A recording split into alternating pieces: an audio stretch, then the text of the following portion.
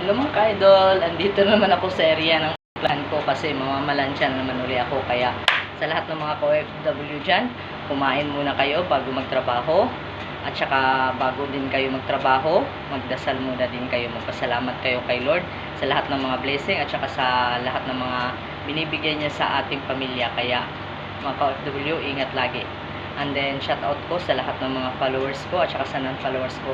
Huwag kayong mamili na susuportahan ninyo. Kagaya sa mga solid followers ko at saka supporter ko, hindi sila namimili.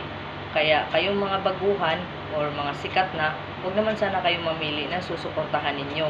Dahil ang small content creator ang magpapaangat sa lahat ng bahay ninyo. Dahil sa small content creator, yun ang mga legend. Kaya sana po, suportahan ninyo kami mga small content creator dahil ang legend na sa inyo ay ang mga small content creator lang.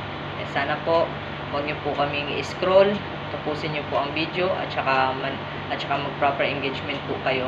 Kaya thank you and then God bless. Salamat po sa atin mga magulang na talagang ginagawa natin lahat para po sa pamilya at sa mga anak natin na makapagtapos at makapagbigay tayo sa kanila ng magandang future. Kaya sa lahat ng mga nanay at saka single mom, proud ako sa inyo. At saka sa lahat ng mga guro din, nagiging proud ako sa kanila dahil sila din ang nagtuturo ng magandang asal sa ating mga anak.